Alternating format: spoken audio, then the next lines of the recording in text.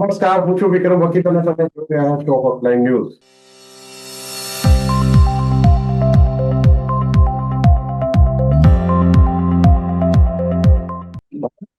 કદાચ રાજકીય ઇતિહાસમાં પહેલી વખત કોઈ પક્ષ ચૂંટણી હાર્યો હોય, રાજ્યની વિધાનસભાની ચૂંટણીમાં હાર મળી હોય, ત્યાર પછી હારેલા પક્ષમાંથી નેતાઓ, સિનિયર નેતાઓ, પક્ષના વફાદાર કહેવાતા સૈનિકો વંડી ઠોકી ઠોકીને સામેની તરફ કૂદી પડે, પક્ષ છોડી દે, રાજ્યસભાના સભ્ય તરીકે રાજીનામું આપી દે, એવું પહેલી વાર બન્યું છે. આ વાત કરીએ છીએ આપણે પશ્ચિમ બંગાળની.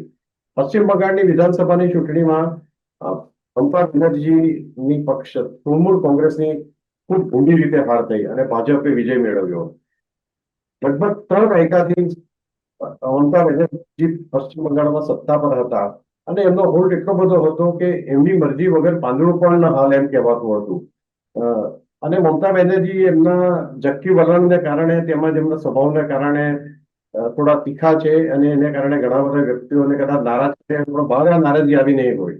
જેવી મમતા બેનર્જીને હાર મળી કે એમના અંગત મનાતા માણસો પણ, એટલે ફોર એક્ઝામ્પલ આપણે આપવું તો યુસુફ પઠાણ રાજ્યસભામાં ગયા હતા, એની કોઈ લાયકાત નહોતી, ભૂતપૂર્વ ક્રિકેટર, પરંતુ મમતા બેનર્જીને એમને એવી બેઠક આપી હતી કે જ્યાં 100% લોકસભામાં જીતે.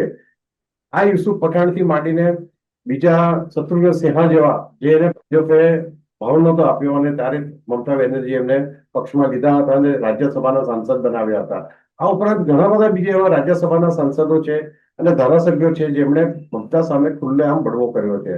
આનું કારણ ઘણા રાજકીય નિરીક્ષક એવું ગણાવે છે કે મમતા બેનર્જી રિઝલ્ટ આવ્યા અને 6ઠ્ઠી મે જે મિટિંગ બોલાવી એમાં પણ હારનું ચર્ચાનું વિશ્લેષણ કરવાને બદલે બધા એમના જે સાથીઓ હતા એમને ધમકીની ભાષામાં ધમકી આપી હતી કે હવે શું કરવું, અને તેનાથી લોકો નારાજ થઈ ગયા હતા. જો એ ફક્ત આ એક માત્ર કારણ નહીં હોઈ શકે, આ સિવાય ઘણા બધા બીજા બધા પણ કારણો હોઈ શકે.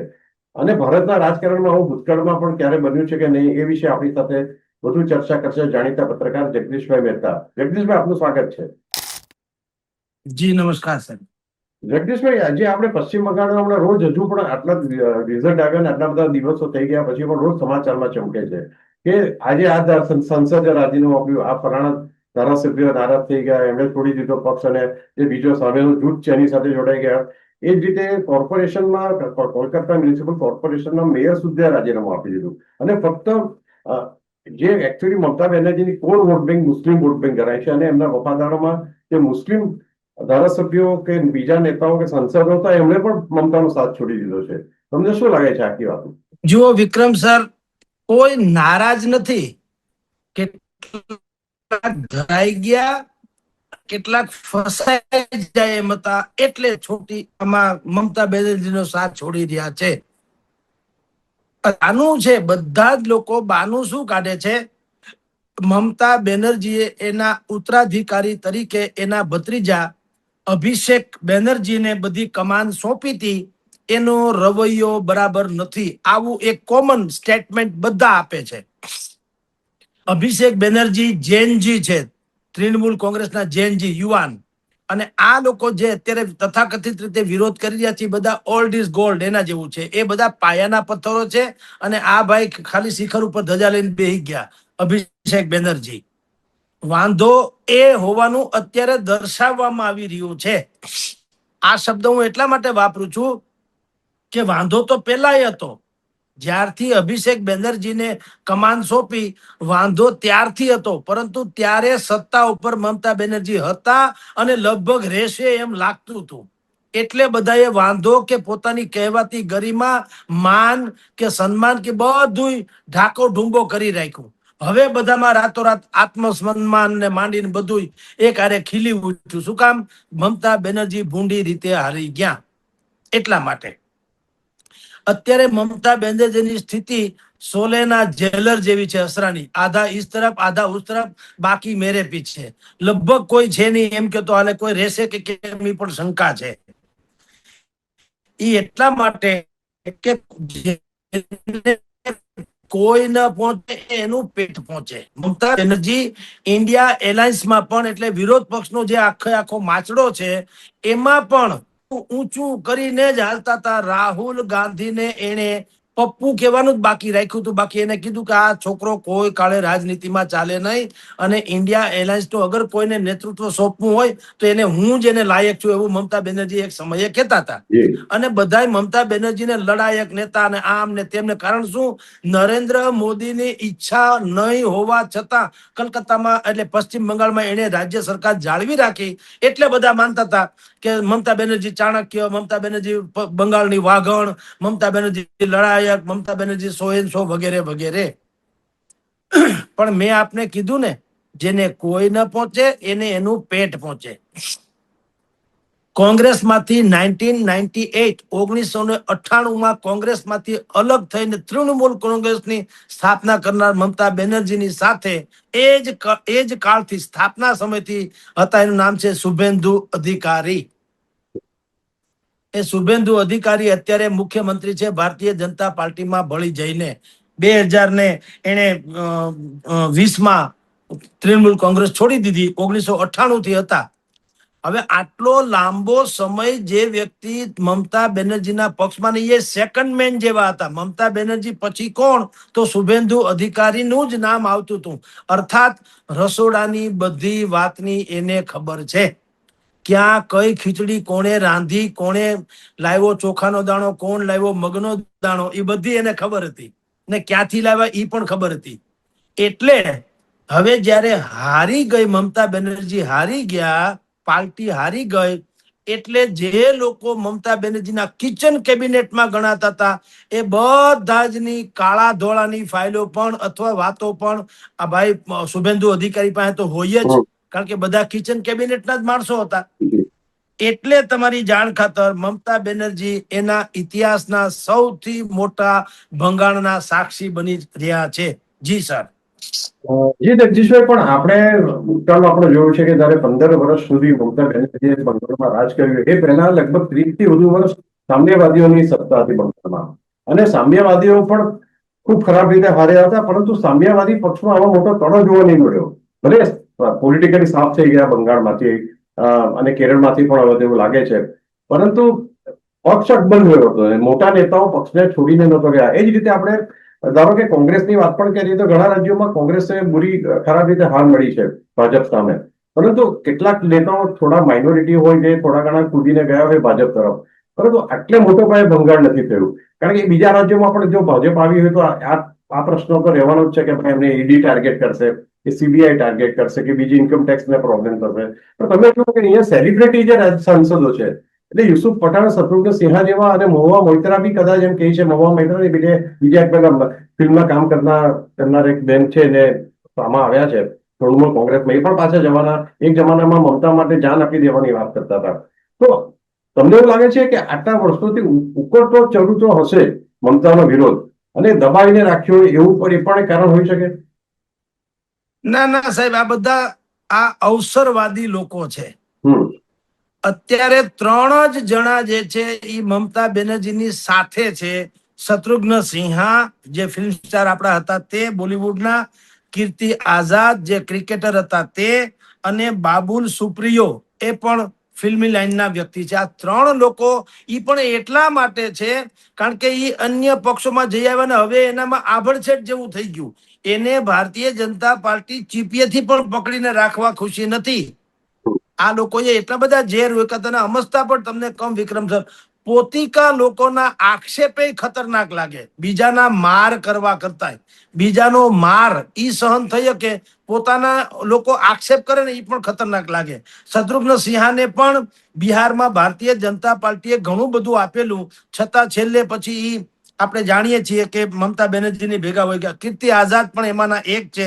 દિલ્હીમાં એને ભારતીય જનતા પાર્ટી આપવામાં કોઈ કચાશ નથી રાખી, તો પણ એ પછી વયા ગયા. બાબુલ સુપ્રિયો, તમે વિચાર કરો, એને તો ભારતીય જનતા પાર્ટી ભાવિ સીએમ તરીકે પણ એક જમાનામાં આમ ઓળખાવી રહ્યા હતા. એને બદલે એને પણ પાટલી બદલાવી મમતાનો પાલો પકડ્યો. તો આ 3 લોકોને બાદ કરો તો તમે જેની વાત અત્યારે કરો છો એનું નામ છે સયાની ઘોષ. એ ત્યાં તમિલના એટલે કે એ બાજુના બંગાળી ફિલ્મોની એક્ટ્રેસ છે. વેબ સિરીઝમાં પણ બહુ આવ્યા હતા. અને ચૂંટણી વખતે, અને આમ જુઓ તો ફાયર બ્રાન્ડ કહી શકાય એવા એની વક્તવ્ય એનું છે ફાયર બ્રાન્ડ. મમતા બેનર્જી કરતા પણ વધુ આક્રમક. બીજું, ફિલ્મી હસ્તી હોવાને કારણે એના પ્રત્યે લોકોનું આકર્ષણ હોય એ પણ સ્વાભાવિક છે. અને આપને ખબર હોય તો એનું એક ગીત હતું, દિલ में है કાબા આંખો में મદીના. એને ચૂંટણી દરમિયાન એવું સોંગ આવ્યું હતું કે એ સોંગ ને કરોડો મિલિયન, જેને કરોડો કહી શકાય એવા એને લાઇક્સ વગેરે મળ્યા હતા. પણ આ બધી જ બાબતો જે છે એ ક્યારે, એ અખંડ તૃણમૂલ કોંગ્રેસ વખતની વાતો છે.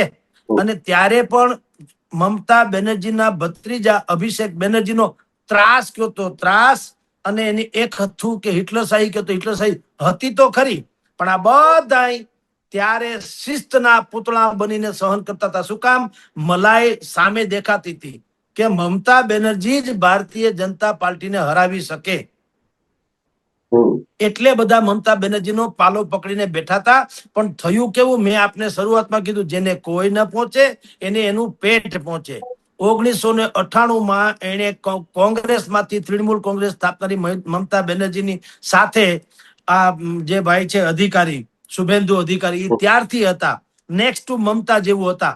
એ બધી જ બાબતો જાણતા હતા કે પક્ષની ભીતરમાં શું કામ વિજય મળે છે, રણનીતિ શું છે, કોને કેટલું મહત્વ અપાય, ક્યાં આપણો પક્ષ નબળો છે, મમતાને હરાવવું હોય તો શું કરવું પડે, બધી જ શુભેન્દુ અધિકારીને ખબર હતી. એટલે એ જયારે 2020માં ભારતીય જનતા પાર્ટીમાં જોડાણા અને પ્રચંડ બહુમત, જેને કે કલ્પનાતીત, એ શું કામ કે મોટા ભાગના લોકો બાંગ્લાદેશી ઘૂસણખોરો જે છે એ લોકોને, રોહિંગ્યા જેને કહેવામાં આવે છે, એને અહીંયા મતદાન કરવા પૂરતા લાવવામાં આવતા હતા, પછી પાછા મોકલી દેવામાં આવતા હતા. અને હિન્દુઓને તો મત દેવાથી પણ વંચિત રાખવામાં આવતા હતા. આવી અનેકો ઘટના બની અને ભારતીય જનતા પાર્ટીના 300-350 જેટલા કાર્યકર્તાઓની તો કતલ થઈ હતી, હત્યા થઈ હતી, જેના પડઘા દિલ્હી સુધી પડ્યા હતા. તો ત્યાં એક નવું કાશ્મીર, જમ્મુ અને કાશ્મીર 370ની કલમ નાબૂદ થયા પહેલાનું જે હતું તે, એવું એક ચર્ચાસ્પદ કે વિવાદાસ્પદ કહી શકાય પ્રદેશ, એવું કાશ્મીર બીજું રચાઈ રહ્યું હતું આ પશ્ચિમ બંગાળના સ્વરૂપમાં. અને મમતા બેનર્જી સ્વયં એવું એક વખત બોલી ચુક્યા છે જાહેરમાં કે યા તો અમને સ્વાયત્તતા આપો, યા તો અમને બાંગ્લાદેશમાં ભળી જવા દો. બોલો. એટલે આ આપે જે ડાબેરી પક્ષોની વાત કરી, ડાબેરીમાં એક વાત શું હતી, એ હિન્દુ વિરોધી હતા, એમાં ના નહીં. કારણ કે એને આ પૂજા પાઠ પદ્ધતિ, આપણી સંસ્કૃતિ, એની અરે કાંઈ લેવા દેવા નહોતા. એ બરાબર સામ્યવાદી એનું વલણ હતું, એ બધું ઠીક છે. પણ એ એટલા મુસ્લિમ તરફી પણ નતા અને દેશ વિરોધી પણ નતા. એને એક પોતીકી આઈડિયોલોજી હતી. જ્યોતિ બસુએ 25 વર્ષ રાજ કર્યું, સમજી લો. ત્યારે રોહિંગ્યા બોહિંગ્યાનો એવો ડખો નતો. મમતા બેનર્જીએ તો હાવ હવાયા મુસ્લિમ જેને કહી શકાય એવા થઈને બતાવ્યું એમ. એટલે મુશ્કેલી થઈ, સાબિત થઈ. અને એને કારણે જ્યારે કે મમતા બેનર્જીની પાર્ટી હારી, એ ભેગું કડાડા ભૂ થઈને આખું પત્તાના મહેલની જેમ તૃણમૂલ કોંગ્રેસ તૂટી ગયું. એની પાસે સંસદો 28 સાંસદ હતા મમતા બેનર્જીની તૃણમૂલ કોંગ્રેસના. લોકસભામાં 28, એમાંથી 20 લોકોએ તો અત્યારે સ્પીકર જે છે બિરલાજીને કહી દીધું કે અમે આમાંથી અલગ છે, અમને હવે અલગ પાર્ટીનું આપી દો વગેરે વગેરે. રાજ્યસભામાં એના 13 સાંસદ હતા રાજ્યસભામાં. ઓલું લોકસભામાં છે મેં કીધા તે 28, 13 રાજ્યસભામાં હતા. એમાંથી પણ 4 લોકો તો અત્યારે રાજીનામું આપી દીધું છે ઓલરેડી. એમાં કોયલ મલિક, સુખેન્દુ શેખર, સુસ્મિતા દેવ અને પ્રકાશ બરેક, આ ચારે તો રાજીનામું આપી દીધું. હવે ન્યા પણ 9 જ ટેકા છે ને કેટલો સમય ટકશે એ ખબર નથી. વિધાનસભામાં 80 લોકોની એની જીત થઈ હતી, 80 અત્યારે. શુભેન્દુ અધિકારી જીતી ગયા એ ચૂંટણીની વાત કરું છું, 80 લોકો.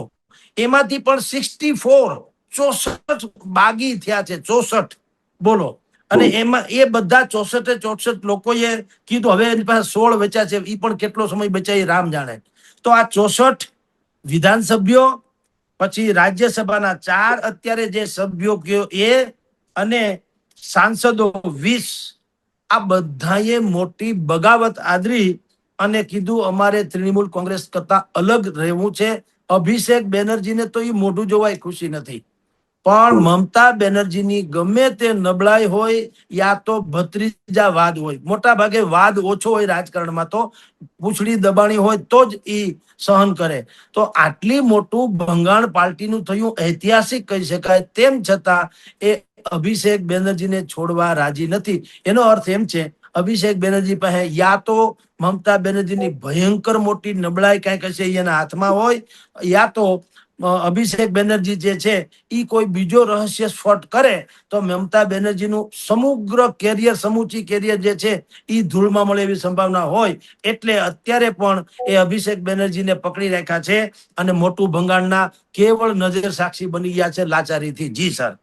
જી જગદીશભાઈ, છેલ્લા 2-3 દિવસથી એવી પણ એક રાજકીય વર્તુળોમાં વાત ચાલી રહી છે, ખાસ કરીને દિલ્હીમાં, કે જે ઇન્ડિયા ગઠબંધનની મિટિંગ થઈ અને એમાં મમતા બેનર્જી પણ હાજર રહ્યા હતા. ત્યારે સ્ટેજ પર સોનિયા ગાંધી સાથે એમણે ભેટ્યા અને ખૂબ ઉષ્માપૂર્ણ વ્યવહાર હતો એ બંનેનો. અને સોનિયા ગાંધીએ એમને એવી ઓફર કરી કે તમે તૃણમૂલ કોંગ્રેસ ફરીથી કોંગ્રેસ સાથે જોડાઈ જાય અને મમતા બેનર્જીને રાષ્ટ્રીય ઉપપ્રમુખ બનાવવામાં આવે, એટલે કે મલ્લિકાર્જુન ખડગેની હાથ નીચે એમણે કામ કરવું પડે.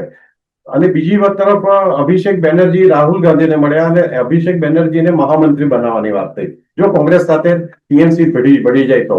હવે આ બંને ઓફર એવી છે કે હું નથી માનતો કે મમતા બેનર્જી જેવી ઇગોઇસ્ટ વ્યક્તિ સ્વીકારે. પહેલી વાત એ કે મમતા બેનર્જી કોઈના હાથ નીચે કામ કરવા ટેવાયા નથી. છેલ્લા ઘણા વર્ષોથી એમણે પોતાની રીતે પાર્ટી ચલાવી. બીજી વસ્તુ કે અભિષેક બેનર્જીને જે કોંગ્રેસના બીજા 21 મહામંત્રી છે એની હરોળમાં બેસવું પડે, એટલે એ વાત પણ એમને સ્વીકારણીય હોય. તો તમને એવું લાગે છે આ વાત કે મમતા બેનર્જી પાસે બીજો કોઈ છૂટકો નહીં હોય તો છેવટે કોંગ્રેસ સાથે મળી જશે પાછા? ના સર, એવું ઓછું બને, કારણ કે આપે કીધું તે બરાબર છે. મમતા બેનર્જી કોઈના હાથ નીચે કામ કરવા એક તો તૈયાર નથી, નંબર 1. નંબર 2, એણે એક ફોર્મ્યુલા આપી છે કોંગ્રેસને. વિલીનીકરણ તો પછીની વાત છે, વિલીનીકરણ થશે નહીં. અધીર રંજન ચૌધરી અને કીર્તિ આઝાદ આ બંનેએ કીધું છે કે વિલન કઈ અમારામાં વિલય થવાની કોઈ વાત નથી. માત્ર ઇન્ડિયા એલાયન્સ નો એ ટેકો જે એક સાથી પક્ષ બની રહેશે એમાં કોઈ શંકા નથી, પણ એ વિલય અમારામાં થશે નહીં. એ એટલા માટે કે મમતા બેનર્જી એમ કહે છે કે ઇન્ડી એલાયન્સ ગમે તેવી મહેનત કરે તો પણ એક જો હું કઉ છું ફોર્મ્યુલાને નહીં અનુસરે તો કોઈ દિવસ ભાજપને હરાવી નહીં શકે. એ મમતા બેનર્જીની ફોર્મ્યુલા શું છે? 1 to 1. એટલે જ્યાં ભાજપનો ઉમેદવાર ઉભો રહે ત્યાં ઇન્ડિયા એલાયન્સનો એક જ, કોઈ પણ પક્ષનો કોઈ પણ એક જ. એવું નહીં કે એમાં પછી મમતાના પક્ષના ઉભા રહ્યા અને પછી જેડીયુ ના ઉભા રહ્યા અને પછી ફલાણાના, એમ નહીં. એ એમ કે છે કે આપણે ઇન્ડિયા એલાયન્સ એવી રીતે ગોઠવણ કરીએ સમૂચા દેશમાં કે જ્યાં ભારતીય જનતા પાર્ટીનો ઉમેદવાર ત્યાં આપણા પક્ષે પણ એક જ ઉમેદવાર, 1 to 1. હવે ઈ પાછો મેળ પડે એમ નથી. શું કામ મેળ પડે એમ નથી? દરેક પક્ષને પાછું પોતીકું બળ તો ઉભું કરવું જ છે, કારણ કે દરેકને પ્રાદેશિક પક્ષ રહેવું નથી. પ્રાદેશિક પક્ષો રહેવાથી શું હાલત થાય છે એ હું આપને આગળ કહીશ. એટલે દરેકને પોતાને રાષ્ટ્રીય પક્ષ તરીકે સ્થાપવા માટે વધુમાં વધુ ધારાસભ્યો, વધુમાં વધુ સંસદ સભ્યો હોય એવું એ દરેક માને છે. એટલે ઈ પાછું ન્યા પણ અટકેલું છે. બીજું, આ લોકો દલ મળે છે, દલ, પણ દિલ મળતા નથી કોઈના. સૌથી મોટો ડખો પણ ઈ છે, દિલ તો ક્યારે મળ્યા જ નથી. એટલે આંગળીથી નખ વેગળાની જેમ આ લોકો ભેગા થાય. નખ આપણે ત્યાં આંગળીમાં હોય ને, નખ વધે ખરા તો એનો અર્થ એમ છે કે જીવે છે. આપણે એને કાપી નાખો તો નખ તરફડિયા નથી મારતો, કારણ કે આપણો હોતો જ નથી. આ એના જેવું પક્ષનું ગઠબંધન છે કે આમ બધા કહુલે ભેગા થાય. અત્યારે હલવાણી માતા ગરબે રમે. અત્યારે બધી જગ્યાએથી પછડાટ ખાધેલા લોકો નિરાશા, હતાશામાં ધકેલાયેલા, હાસ્યામાં ધકેલાયેલા, જનતાથી વિમુખ થયેલા, પ્રજાથી એકદમ તિરસ્કૃત થયેલા, આવા એના ચહેરા છે. તમે આખું ઇન્ડિયા એલાયન્સ જુઓ, જેનો તસવીરો વારંવાર એ લોકો પ્રગટ કરે છે હાથ ઊંચા કરીને, પણ એની બેઠક તમે જુઓ, કોઈના ચહેરા ઉપર તેજ, જેને કહી શકાય, હા, એ તેજ જોવા નહીં મળે. શું કામ? બેસણામાં આવે એવું લાગે છે, બેસણામાં આવે ને એવું લાગે છે. બેસણામાં, હા બિલકુલ સર. એ એટલા માટે કે કોઈ પાસે આઈડિયોલોજી નથી, બધા પાસે નિજી સ્વાર્થ જ છે. દેશના ભલાની તો વાત જ જવા દો. તમે સમજો, આ બંધારણ બચાવવાની વાત કરે છે પણ સ્વયં તેઓ બંધારણમાં માનતા નથી. કોર્ટની વિરુદ્ધમાં કેટલી વખત બોલી ગયા છે રાહુલ ગાંધી, અને દેશની વિરુદ્ધમાં બોલી ગયા છે. એટલે બંધારણ, આ બધા જે નાટક ચેટક થાય છે, ફેબ્રિકેટેડ મુદ્દાઓ જે છે એના આધારે પ્રજામાં જાય, ક્યારે સ્વીકૃતિ પામતા નથી. એટલે અધીર રંજન ચૌધરી થી માંડીને કીર્તિ આઝાદ થી માંડીને જેટલા પણ લોકો, even Kapil Sibal, I think એને પણ કદાચ કહી દીધું છે કે અમારે ત્યાં વિલય થવાનો નથી. તૃણમૂલ કોંગ્રેસ અને કોંગ્રેસ, એનો વિલય નથી થવાનો. એ અલગ જૂથ ભલે રહીએ અને અમે એનો ટેકો લઈએ, જેમ ઇન્ડિયા એલાયન્સના બાકી બધા પક્ષો છે તેમ. પણ હવે હજી એ પણ કઈ બહુ લાંબુ હાલે એમ નથી, કારણ કે મન મેળ જ નથી. દરેકને કઈક પેલા મન તો મળવું જોઈએ, મન તો મળ્યું નથી. દરેકને પોતીકો સ્વાર્થ છે, એકબીજાને ખાઈ જવું, એકબીજાને ભરખી જવું, એ જ પરિસ્થિતિ છે. સાથે હોય ત્યાં સુધી એકદમ ફોટા પડાવે વેવાઈ વેલાની જેમ, અને થોડા જુદા પડે એટલે કૂતરા મીંદડાની જેમ બાંધે, આક્ષેપો કરે બેસુમાર. તમે દિલ્હીમાં કેજરીવાલ, લાલુ યાદવ બધાને મળ્યા હતા, કોંગ્રેસને મળ્યા હતા, અત્યારે તમે જુઓ કેજરીવાલના પોસ્ટર એ બહાર પડે છે ને કે ગમે એમ થાય કોંગ્રેસને તો મત આપતા જ નહીં, હાટે ઉકાળામાં નાખજો પણ કોંગ્રેસને આપતા નહીં, બદનામ થઈ જશો. આ બધા જે છે, જયારે પોતપોતિકા અહીંયા ગુજરાતમાં કોંગ્રેસ અને આમ આદમી પાર્ટી હામ હામે ઝઘડે છે ને, ન્યાય એલાયન્સ હોવાનું કહેવાય છે. એટલે આ બધા આ જે થાગડ થીગડ જે છે, થૂકના હાંધા જેને કહેવાય, એ મજબૂતી હોય નહીં. સ્વાર્થને કાજે શેતાન સાથે વ્યાળું કરી લેવાની ટેવ આપણે હસમુખ ગાંધી સમકાલીના તંત્રે કહેતા. તો આ એના જેવું છે. સ્વાર્થ કાજિયા બધા ભેગા થાય છે, એ જનતા પાછી પારખી ગઈ છે. હવે આ સોશિયલ મીડિયાનો જમાનો છે, આખા દિવસમાં તમે કેટલી છીક ખાધી એ મારે જાણવું હોય તો જાણી શકું, એટલી હદે ઓપન માર્કેટ થઈ ગયું છે. તો છુપો એજન્ડા ક્યાંથી રહે? એટલે કોઈને દેશના હિતની કોમન એજન્ડાની વાત કરવી નથી. દરેકને પોતપોતિકા સ્વાર્થ છે, એકબીજાને ગળી જવાની ઘટના છે. એટલે આ ઇન્ડિયા એલાયન્સમાં મમતાનું જાવું કે રહેવું કે ટકવું એ પણ થોડુંક અસંભવ છે. અને મોટા ભાગે આ જે અલગ જૂથ પડશે ટીએમસીમાં, તૃણમૂલ કોંગ્રેસમાંથી, એ કદાચિત એનડીએ નો ભાગ બની રહેશે. અને ભારતીય જનતા પાર્ટીને આપણે જાણીએ છીએ ભૂતને પીપળા મળી રહે એમ, એને સ્વાભાવિક સામેથી બધી ફાયદા મળવાના છે. જી સર. જી જગદીશભાઈ, એક છેલ્લી વાત કે આપણે આ તબક્કે મમતા બેનર્જી અને ટીએમસી ના ભવિષ્ય વિશે થોડી વાત કરીએ તો પશ્ચિમ બંગાળમાં જે રીતે લેન્ડસ્લાઇડ થી ભાજપને વિજય મળ્યો છે અને ત્યાર પછી ભંગાણ થયું છે ટીએમસીમાં, બંગાળમાં ટીએમસી નું ભવિષ્ય મને અંગત રીતે કોઈ દેખાતું નથી. કારણ કે ત્યાં તો એક તો બહુમતી હિન્દુ મતદારો જે પહેલી વખત મતદાન કર્યું 90% ઉપર, અને અત્યાર સુધી મમતાની જે મુસ્લિમ અપીસમેન્ટનું રાજકારણ હતું એને કારણે હિન્દુઓ દબાઈને રહેતા હતા, ઘણા બધા અત્યાચાર હતા. એમ પણ કહેવાતું કે બંગાળ બીજું કાશ્મીર બની રહ્યું છે. તો હવે ત્યાં જે હિન્દુ મતદારોમાં જાગૃતિ આવી છે એ જોતા ભવિષ્યમાં પણ મમતા માટે બંગાળ જીતવું સહેલું નહીં હોય એ મમતાને પણ ખબર પડી ગઈ હશે. તો મમતા પાસે બીજો વિકલ્પ કયો? સહન કરવા સિવાય કોઈ નથી સર. કારણ કે એને જુલમ જ કર્યો છે. જેટલો સમય સત્તા ઉપર રહ્યા છે એને જુલમ કર્યો છે. કેન્દ્રની એવી આયુષ્યમાન આરોગ્યની યોજના છે ને, આયુષ્યમાન, હવે એ તો પ્રજા માટેની હતી. 10 લાખ રૂપિયા સુધીની સારવાર તમને મફત મળે, એ તો પ્રજાની નરેન્દ્ર મોદીએ કાઢી કે હું તો કાળા ચોરે કાઢી, તમારી જનતાને તો હિત માટે હતી ને. એવી યોજના પણ મમતા બેનર્જીએ લાગુ ન પડવા દીધી, કારણ કે એને નરેન્દ્ર મોદી સાથે જામતું નથી. તમે વિચાર કરો તો આ પ્રજાનો દ્રોહ કેટલી હદે કહેવાય. અને આપણે ત્યાં દુર્ગા માતાની જે ઉપાસના બહુ મોટે પાયે કલકત્તા પશ્ચિમ બંગાળમાં થતી હોય છે, એની શોભાયાત્રા કાઢવી તો અઘરી.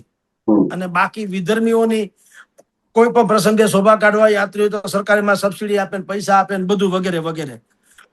આ બધી બાબતોથી લોકો એટલા ત્રસ્ત હતા, પણ એની પાસે પણ વિકલ્પ નહોતો. વિકલ્પ આવ્યો શુભેન્દુ અધિકારીના સ્વરૂપે, કારણ કે રસોડાના માણસ હતા. એટલે 2020માં એને ભાજપ જોઈન કર્યું ને આખી રણનીતિ જે છે પક્ષની, પક્ષ શું કામ જીતતો તો મેં શરૂઆતમાં કીધું તેમ એ રજેરજની માહિતી શુભેન્દુ અધિકારી પાસે હતી. એટલે એને અલગ જૂથ એટલે કે ભાજપમાં ભળીને અત્યારે સત્તા આવી. હવે આપનો જે પ્રશ્ન છે કે મમતા બેનર્જી પાસે શું, એની પાસે કેવળ સહન કરવા સિવાય, છાતી કૂટવા સિવાય કાંઈ નહીં. કારણ કે ભારતીય જનતા પાર્ટીની આમ તો હું હમણાં તમને વર્ણન કરું છું સર, એની એક વ્યવસ્થા છે.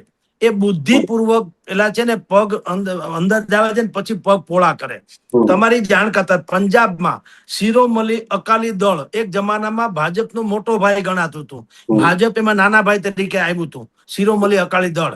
હવે શિરોમણી અકાલી દળ ની આરે ભાજપે ગઠબંધન કર્યું, બધું આવેલું, પણ કેટલાક કૃષિ કાનૂનોથી માંડી અને CAA એ સહિતના મુદ્દે શિરોમણી અકાલી દળે જરાક ભાજપ કરતા વિખૂટું પડ્યું.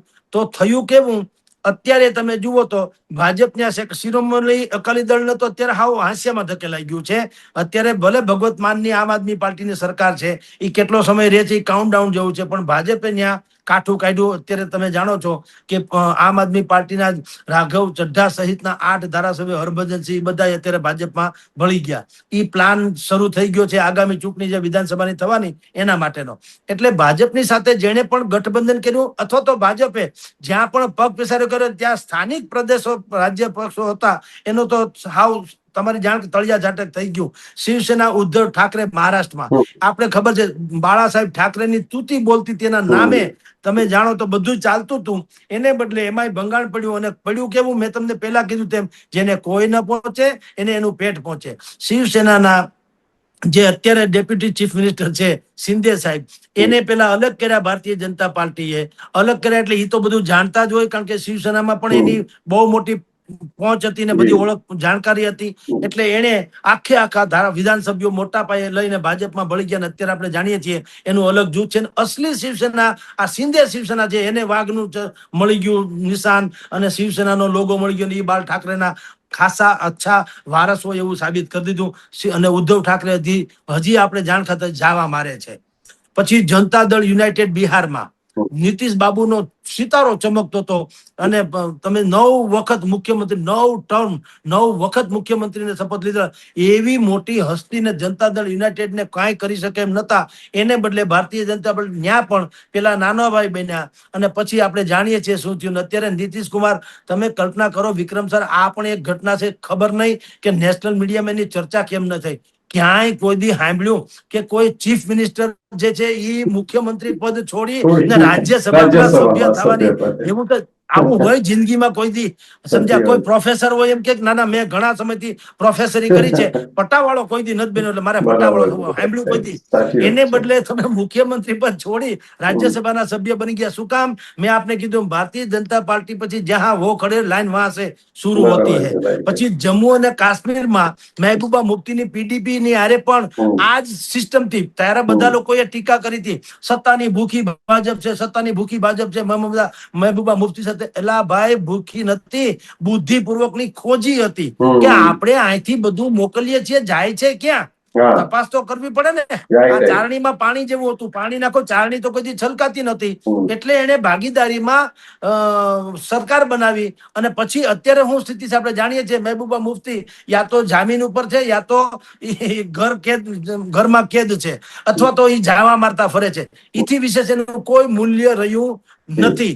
એવી રીતે આસામ ગણ પરિષદ, એક જમાનામાં પ્રફુલ્લ મહંતો, જેનું નામ લેવામાં આવતું ના, એ આંદોલનની નેતા હતા કેજરીવાલની જેમ, પ્રફુલ્લ મહંતો. શું થયું? આસામ ગણ પરિષદ અત્યારે હાવ થર્ડ પાર્ટી તરીકે આસામમાં છે, ને હેમંત બિસ્વાની સરકાર તમે જાણો છો અત્યારે ભારતીય જનતા પાર્ટીની સરકાર ત્યાં છે. આ જ ડરને કારણે આ દક્ષિણના રાજ્યો છે એમાં DMK જે છે ઈ અને BJD એટલે ઓરિસ્સાના બીજું પટનાયક વાળી, આ બંને પણ ભારતીય જનતા પાર્ટીથી જોજનો દૂર રહેવા માંગે છે. એનું કારણ જ આ છે કે એને ખબર છે કે આ પેટમાં કરીને પછી ટાંટિયા પોળા કરશે, આપણે ક્યાંય ના નહીં રહીએ. એટલે અત્યાર સુધીનો ઇતિહાસ જે મેં તમને વર્ણવ્યો વિવિધ રાજ્યોનો, એ જ હાલત હવે પશ્ચિમ બંગાળમાં તો થઈ ચૂકી છે. હવે મમતા બેનર્જીની પાસે ક્યારેય સ્વાયત્ત સંસ્થા એટલે પોતે મુખ્યમંત્રી બને અને હતી એમને તૃણમૂલ કોંગ્રેસ સત્તા આવે એવું અત્યારે તો લાગતું નથી, કારણ કે હવે એનો પક્ષ જ જીર્ણ શીર્ણ કરાવી દેવામાં આવ્યો, સાવ તૂટી દેવામાં આવ્યો. પોતે પ્રાદેશિક પક્ષ કરતા પણ સાવ નિમ્ન સ્તરના વયા ગયા. એટલે હવે એની પાસે એનું ભવિષ્ય બિલકુલ ભયંકર ધૂંધળું છે.